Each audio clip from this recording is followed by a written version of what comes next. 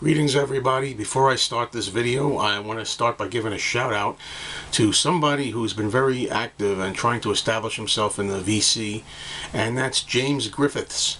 And how you doing, James? And I recommend his channel. He makes a lot of different kinds of videos, and Beatles flavor too, many of them, but other subjects as well. And I'm going to leave a link to him, so check out James's channel.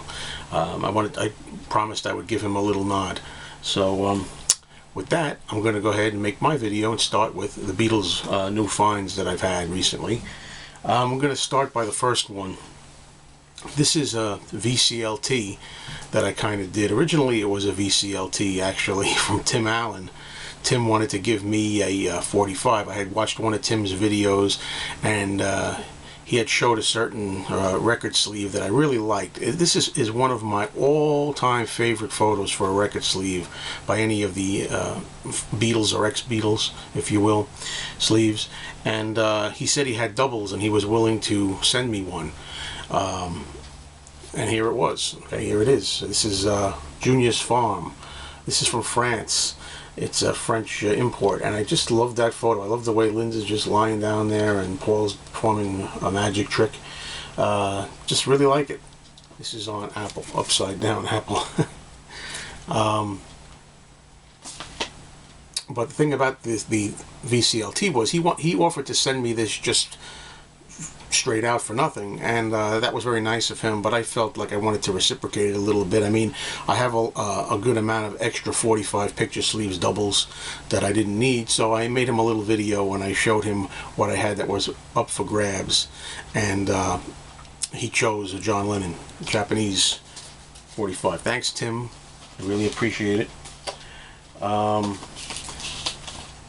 I think I only have a couple more 45s, so I'm going to stick with the 45s, then I'll go to other stuff. Here's a Swan record. This is the German version of She Loves You, called Sie liebt dich, however you pronounce that.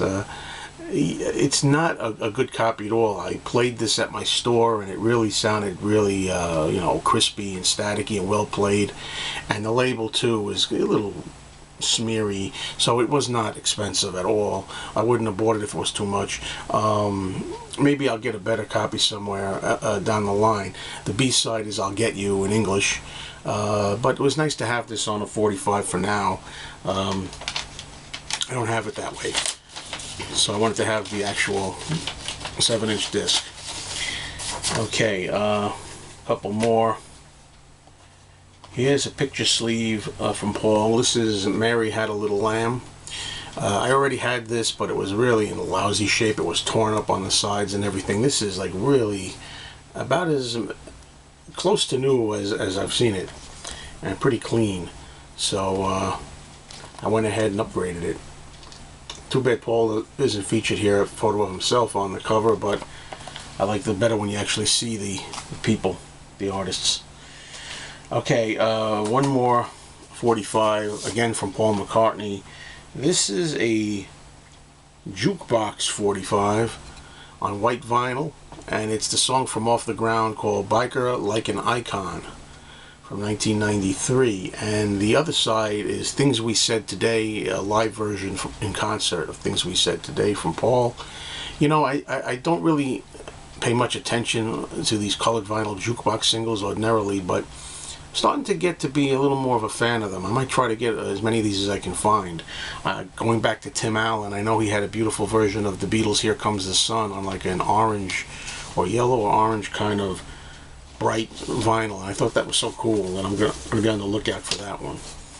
Okay, that's it for 45s.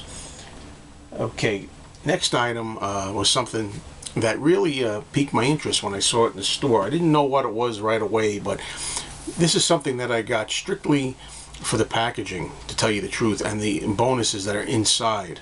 And I'll show you what it is. It's a box. There you go. And it's called The Beatles with Tony Sheridan, Beatles Bop, Hamburg Days.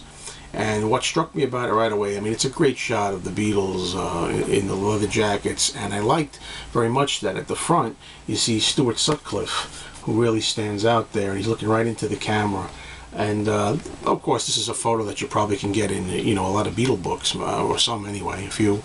But to have it here like this, as the presentation of the early days, I really liked it. It says on the bottom, "Once upon a time in Germany." And what this is something that, that's why I say the content is not that exciting. It's nothing more than the Tony Sheridan recordings when they played as the Beat Brothers, the Beatles. And Stuart Sutcliffe is not on these recordings, so even though he features prominently on the packaging artwork, he's not on the actual recordings. They recorded this stuff in 1961 with Pete Best on drums and with Tony Sheridan doing most of the lead vocals. We've all, you know, us collectors have heard this stuff a million times. It's probably the most exhaustingly copied material that there is in the Beatles catalog. You can get all kinds of CDs, vinyl, 45s, LPs, different countries, different pressings. It's just something that after a while you really don't need anymore. But another reason why I wanted this was because there's a book inside. And before I get to the book, you can see there's the CD. Just one little CD in the middle of all this, although it's a double CD. There's 2 discs in here, and you get, I haven't checked the second disc out. It looks to me like it's the same as the first disc. The contents are identical. But you know, over the years there's been some new updates on these Tony Sheridan sessions. You get like My Bonnie, the song My Bonnie, you get an English intro, you get a German intro, and then you get like no intro at all, and you get different versions of some other songs. This has come out recently in a really good edition, which I haven't even picked it up yet, where you get a lot more versions of the songs. This particular release, by the way, in this box is 2001. It's a 2001 issue. But the book is something that really was a sight to behold, I thought. And I'm going to do the best I can here to show some images from the book. It's the reason why I got it. I mean, I just opened up, you know, you start with some colored photos. Tony Sheridan is spotlighted in a lot of this, you know, because he was more like the big cheese, I guess, when this stuff was recorded. Got some color photo there, Tony Sheridan entertaining some people.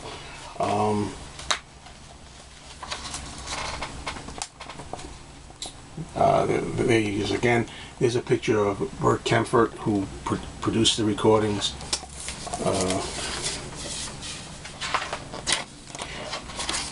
There's so much here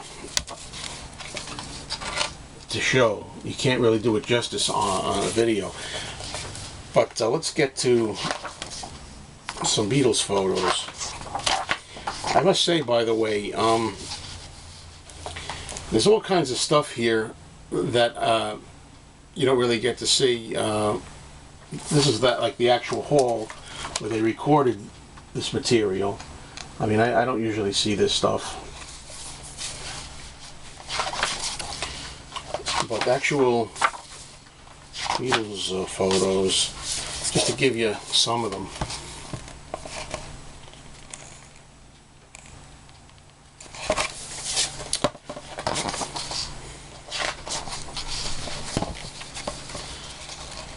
And this is really a good book.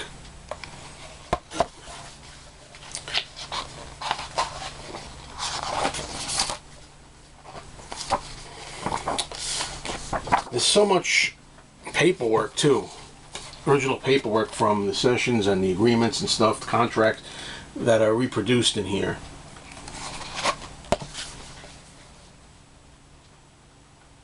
And you got the Beatles signatures, which I don't know how well that'll show up. Beatles signatures down there. James Paul McCartney. This is how Paul signs his name in full, instead of just Paul. Now what I liked here was, and I read this in the Mark Lewison book, the new book Tune In that Mark Lewison has out, that the Beatles, when they did this project, they were able to write their own biographies, how they wanted them. And so you have a whole bunch of actual paperwork there. You got Peter Best, you got George Harrison, and then you got John Lennon. Oops, sorry. I'm going to turn this, I don't know if this is going to help. It's a little too close to the camera lens. Got John Lennon and Paul McCartney.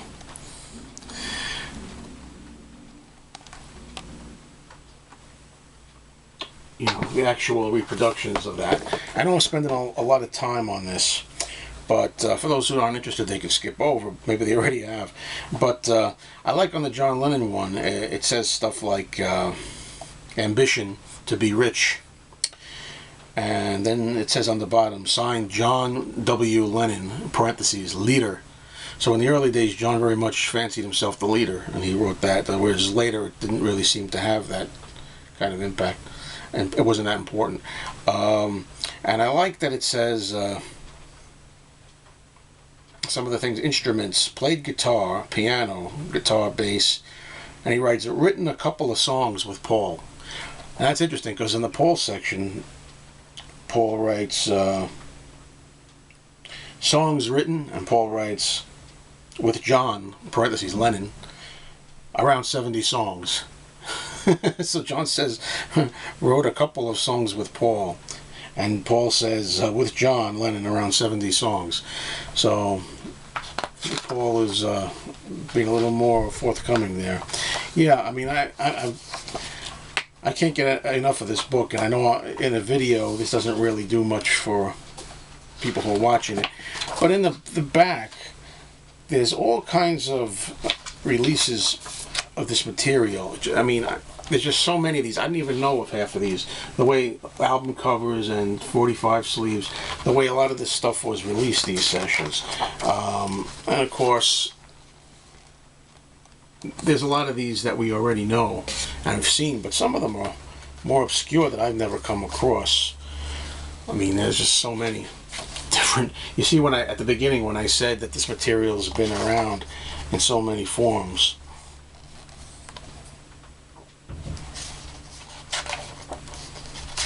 I mean, for a collector like me, I would love to get all of these.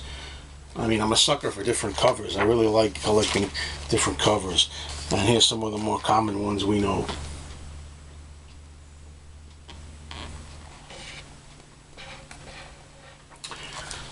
Anyway, I really was happy to have this. It's just ironic that the music itself, I mean, who needs it? I mean, in the sense that you have it so many times over. But this is something that's going to go back there on the top of my Beatles record cabinet. And I'm going to stand up there. I really just like the way it looks. And that was a lot longer than I thought that was going to go. Let's go to some other albums. This time we got LPs. This is a still sealed copy of Press to Play, one of my least favorite of Paul's albums, but I saw it in the shrink, and it's funny because there was a guy who came into the store, my record store, and he tried to sell a bunch of records to the store owner, Joe, and Joe made him an offer, but the guy didn't like the offer, so he left with the albums, and they were all garbage albums. This was about the only thing that was worth keeping, and but just for this one, I mean, Joe didn't make him a separate offer, so he went out, and I just caught him outside. After my store owner refuses buying a lot of any kind of lot of records, I go out, and then I'm free to. You know, I don't want to. I'm not allowed really, and it's not the right thing to do to jump in on his sale, you know, or purchase, I should say. But I went out there, and it's free game to offer the guy some money. And I offered him just a little bit of money for this, and he was happy just to get that much for one record. It was just, you know, so it's good to have it sealed. I still collect sealed albums. The last items I'm going to show for this is going to be two versions of the Capitol album, Something New. And both of them are originals, and they're in the cellophane. They're not sealed, but it's got the original cellophane on them with the breathing holes, so the air can get in. And the reason that I got these albums in the shrink is because, look, I'm a big fan of the Capitol records. I mean, that's my youth, and I'm going to do a video defending them somewhere down the line. But I got a stereo and a mono. You know, this one's stereo and this one's mono. And I'll talk about the qualities of these later. I played them. I thought they were great. You know, I really like the sound of these records. But I'm on a mission now to get all the Capitol albums, both stereo and mono, and as close to sealed, or at least in the original shrink, as I can. And, well, that kicks it in the head for this video. Thanks everybody for watching. If you like what you see, subscribe. I think that's the first time I've ever said that. People usually subscribe if they want to, but this time I'm asking, subscribe if you if you haven't already and you liked what you saw. And, you know, leave your comments, and I'll see you again very soon.